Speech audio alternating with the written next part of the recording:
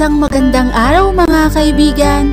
Narito na naman po si Shenshen TV na magbabahagi sa inyo tungkol sa kwento ng pag-ibig. Pero kung bago ka pa lamang sa aking YouTube channel, paki-like lang po ng ating video, paki-click na rin ang subscribe button at ganon din ang bell icon para lagi kayong updated sa mga paparating ko pang mga uploads. Chapter 5.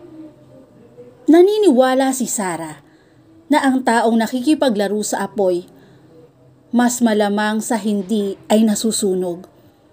Wala siyang balak na makaranas ng third-degree burn, kaya siya na mismo ang umiwas kay Marco pagkatapos ng eksena nila sa manggahan. Para sa kanya, ay isa itong mapanganib na nilalang. Flirting with him was like flirting with danger. Bigla tuloy niyang naisip kung bakit ba niya binabalak na hulihin ang pansin nito. Para siyang si Tweety Bird na nagpapacharming sa harapan ni Sylvester. Lulunurin siya nito ng buhay sa sandaling malingat siya rito. Hindi niya dapat hinahayaan ang sarili na mahulog sa loob dito dahil magkaiba ang mundo nila na kinakalakihan. Para bang ang mga yon ay inukit mismo sa kanyang puso. Samantalang si Marco ay walang alituntunin sa buhay. Nagagawa nito ang lahat ng naisin nito nang hindi man lamang iniisip ang sasabihin ng ibang tao. Hindi niya kayang tumula dito. Nakatali na ang kanyang mga paa. Nakapangako na siya kay Derek. Maybe I should go home. Tama si Mama. Hindi magang idea ang pagbabakasyong ito. Aniya sa sarili. Na-realize niya na aksaya lamang ang oras ng lahat ng yon. Siguro nga ay dapat na rin siyang pumayag na maipagbili ang natitira nilang lupain sa Pontevedra. Panahon na para ibaon sa limot ang mga nakaraan. Tatapusin na niya ang mga suntok sa buwang pangarap. Natitiyak niyang kukunin din ito ang serbisyo ni na Aling Ason at Mang Pidyong. Wala na siyang dapat intindihin pa sa kanilang mga katiwala. Ibibigay na lamang niya si Atlas kay Mang Pidyong. Umungol ang kabayo na kinasasakyan niya na para bang naiintindihan nito ang lahat ng kanyang iniisip. Kung nasa kalakasan pa siguro ang kabayong si Atlas, ay malamang na magtatangka itong iitsa siya mula sa saddle, tanda ng pagtutol. Malambing niyang kinikiliti ang isang tenga nito. Atlas, there's no other way, aniya sa kabayo. Of course, there is, singit ni Marco na usapan nila ng kabayo. Bumagsak ang kanyang balikat. Why is he here? Ayon kay Aling Ason, ay dumarayo si Marco sa kabangkalan tuwing unang Biyernes ng buwan para makibalita sa mga kaibigan nito. Unang Biyernes ng buwan noon, kaya siya ang nangahas na mga bayo sa loob ng Hacienda Carmencita. Dahil akala niya ay wala roon ito. Saan ba kayo pupunta? Uwi na, she curtly replied. Pinatalikod niya si Atlas ngunit iniharang ni Marco si Butterscotch sa kanilang daraanan. Iniiwasan mo ba ako, Sarah? Tiimbagang natanong nito. Hindi. Pauwi na talaga kami ni Atlas, sagot niya habang nakatingin sa kabilang direksyon. Hindi siya marunong magsinungaling. Subalit na mga sandaling iyon ay kailangan niya yung gawin. Ipinanalangin na lamang niya na huwag sana siyang ipagkanulo ng kanyang mga mata. Maaga mong ipasusundo kay Mang Pidyong si Butterscotch at maaga mo ring ipababalik ang kabayo. Kapag may gawa rito sa asyenda, isinasama mo lagi si Aling Ason at hindi ka humihiwalay sa tabi niya na para bang isa kang sanggol na kailangan pang pasusuhin ng matanda. Nagkukulong ka sa rest house. Imbis na makisalamuha ka sa mga tao dito, pag-iisa-isa pa nito. Sabihin mo nga sa akin, yung ba ang hindi umiiwas? Hindi ako nagbabakasyon para makipag-socialize sa mga taga rito. I do a lot of that in Manila. Gusto ko mapag-isa dahil marami akong iniisip. Sinalubong niya ang tingin nito. Leave me alone. Mariing utos niya rito. Muli sana niyang patatakbuhin si Atlas. Sa kasamang palad ay bumuhos ang napakalakas na ulan. Napaurong tuloy sila patungo sa silong ng isang mayabong na puno. Darn! She was trapped with him again. Naisip tuloy niyang magkakuntsaba yata si Marco at ang langit. I'm sorry, princess. I think you're stuck with me. Nakangisi nitong sambit habang inaalalayan siya sa pagbaba kay Atlas. I can manage. I don't need your help. Masungit niyang asik dito. Pinilit niyang iniwasang mapadaiti ang katawan sa kamay nito. She used to think that she was an ice. Na isa siyang frigid. Ngunit pinatunayan ng lalaking ito na hindi yun totoo. He just had to kiss her fingertips. Iyon lang ang kailangan para mapakulo nito ang kanyang dugo, pati na ang lahat ng kanyang hormones.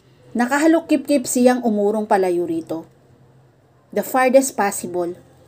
Napangiwi ito ng malapitang mapagmasdan ang kanyang kabuuan. Nakakahinga ka ba ng maayos? Your clothes look stiff and uncomfortable. For your information, these are proper riding clothes. Taas noon niyang sabi. Breeches, riding coat, at boot ang kanyang suot. Balak niya sanang personal na sunduin si Butterscotch para makapag-ensayo siya, ngunit napurnada ang lahat dahil iniba ni Marco ang nakagawaan nitong schedule.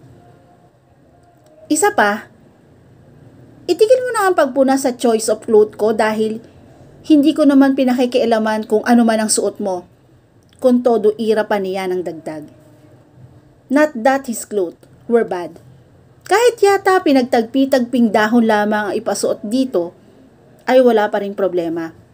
Magmimistulan pa rin yung design na inirarampa nito sa catwalk. Tinalikuran niya ito. Tanda na hindi na niya nais pang makipagpalitan dito ng salita.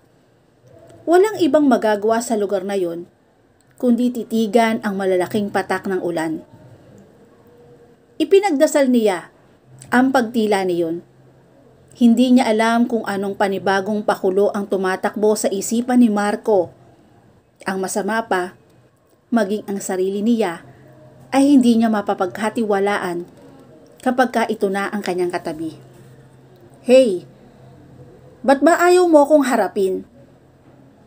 Nagsipilyo naman ako ah. Reklamo nito sabay hablot sa panali na buhok niya. Her hair cascaded like waterfalls.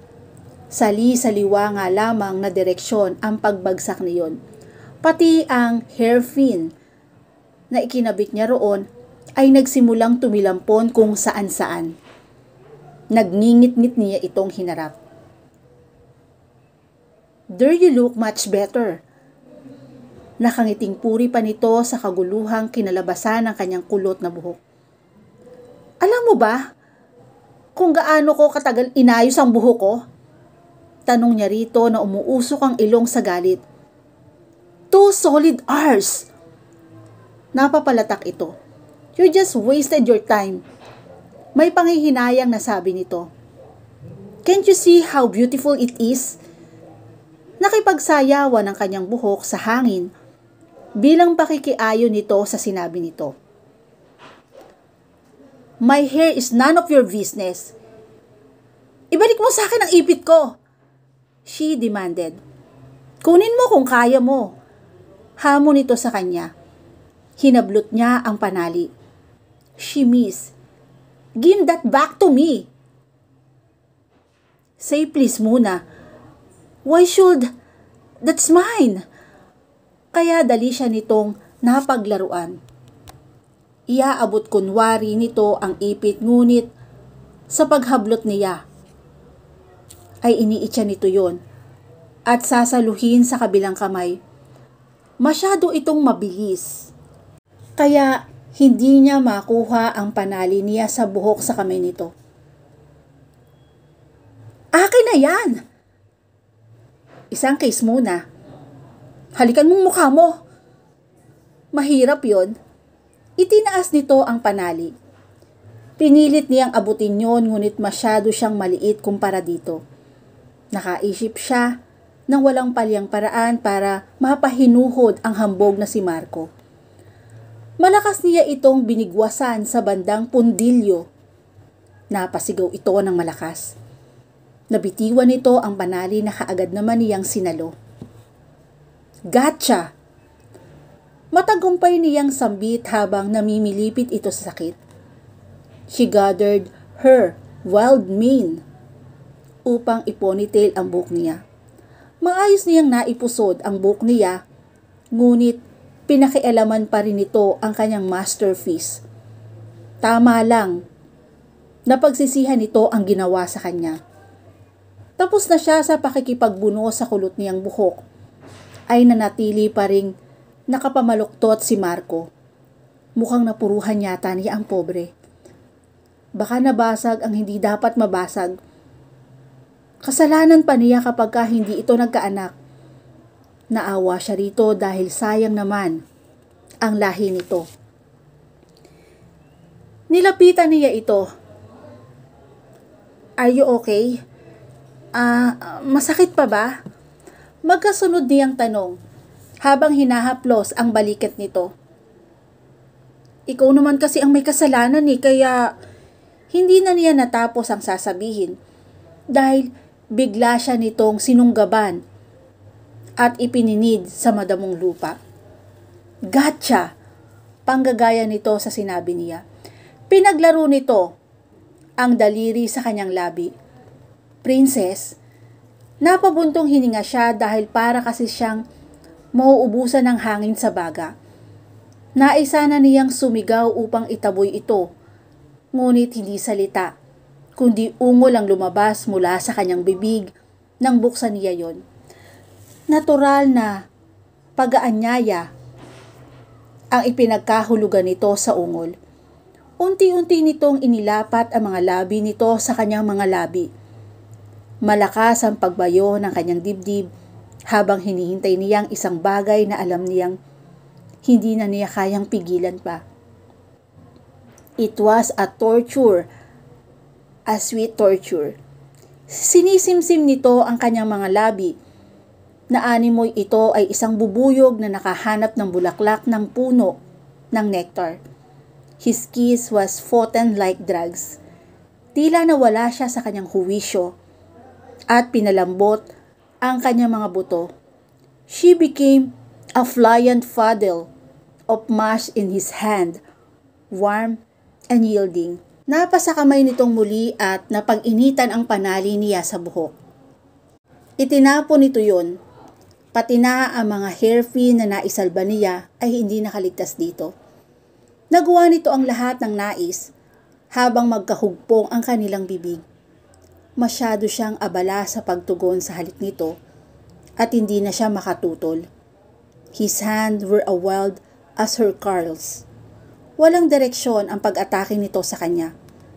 At times he was gentle, then all of a sudden, he would turn rough. Abala sa paglaro sa kanyang buhok, habang ang isa naman ay masuyong dinadama ang umbok ng kanyang dibdib.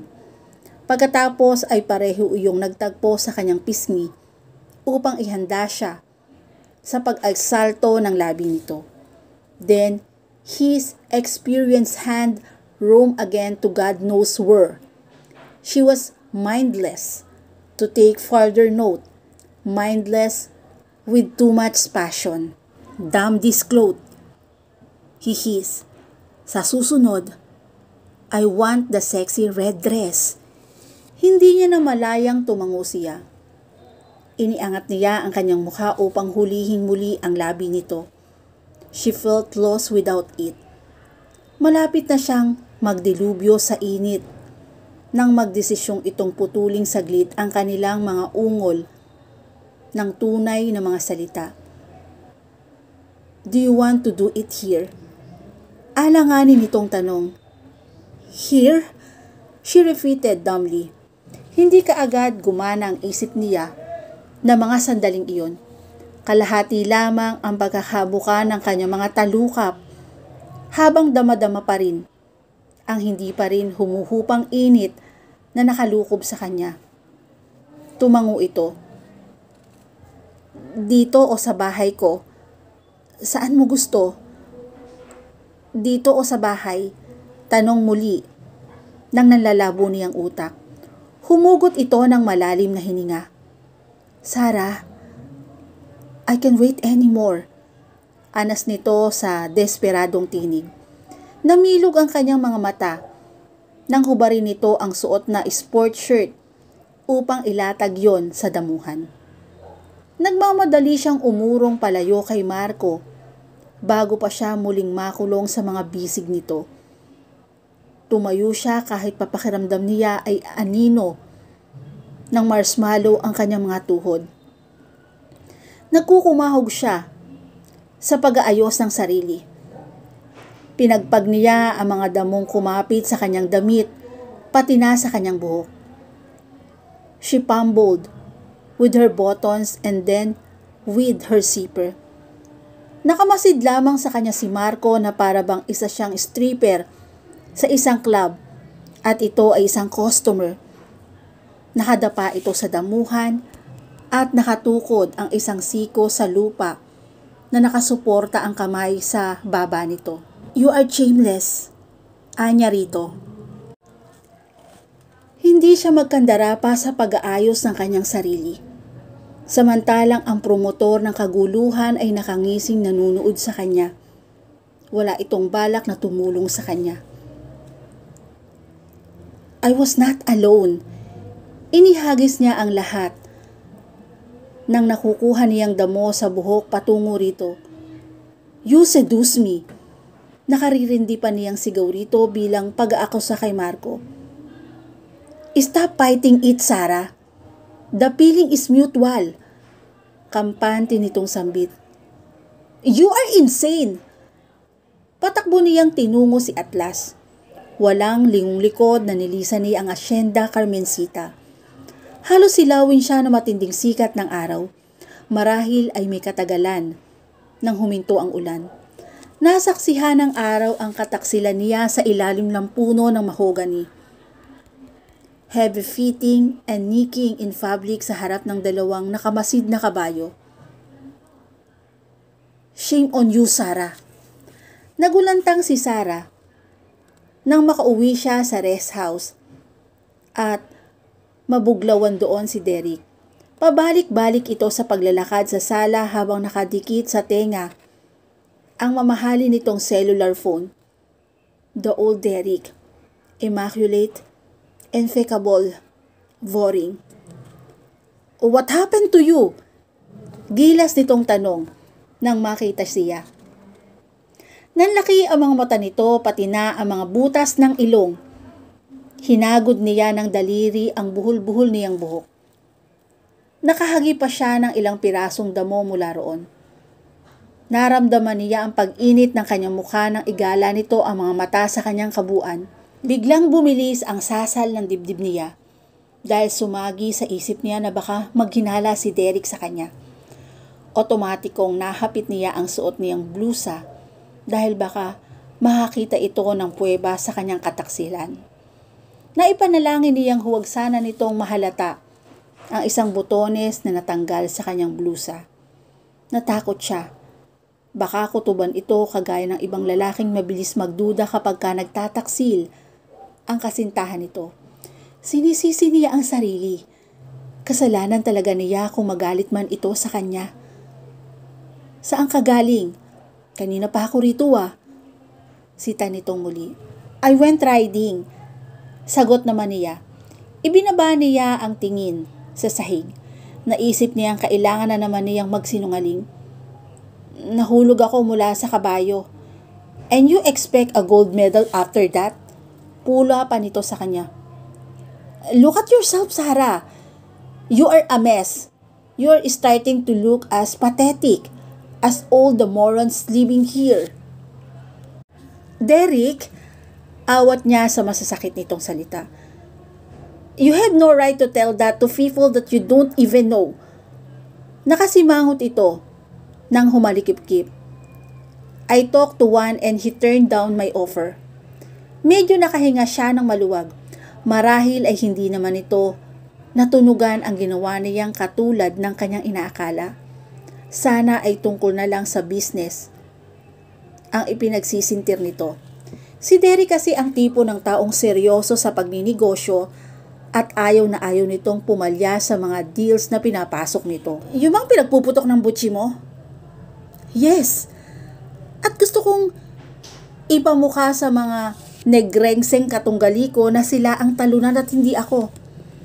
Kaya nga sinusundo kita para maipakilala sa kanila.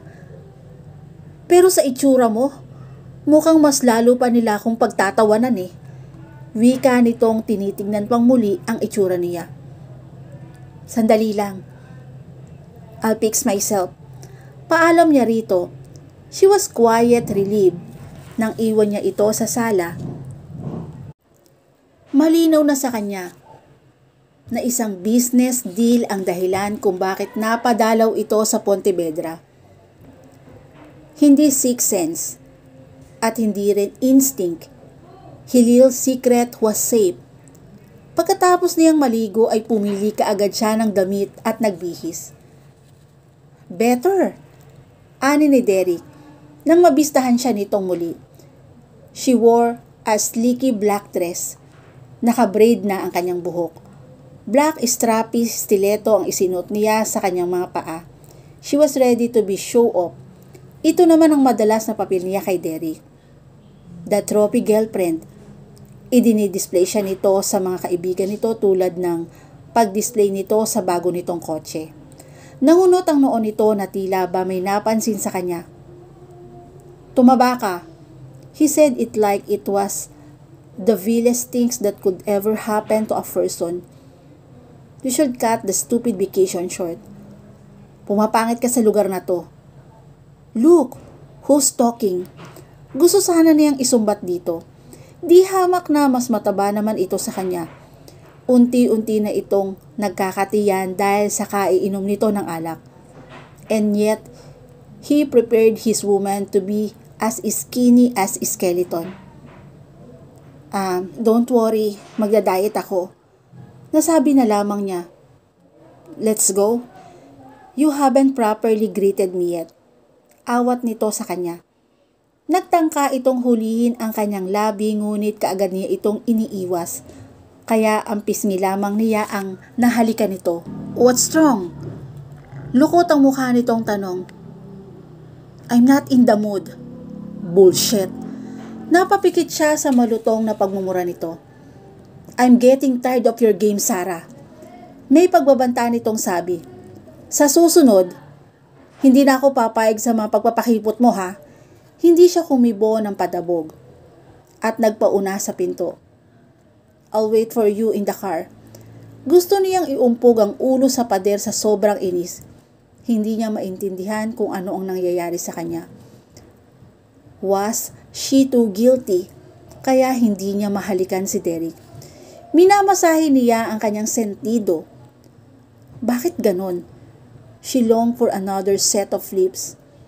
At wala siyang ganang pumunta sa magarbong hotel kung saan tiyak na may reservation na si Derek. Gusto niyang magbalik sa lilim ng mayayabong na puno ng mahogany. Isinara niya ang pinto ng bahay at pilit na iwinawaksi sa isipan ang mukha ni Marco. Noon niya napagtantong kakaiba talaga ang dating nito sa kanya. Hindi niya makalimutan ang ginawa nito sa kanya. At dito na po natatapos ang chapter 5 ng aking kwento. Muli po, samahan niyo po ako muli sa susunod pang kabanata. Thank you and God bless all.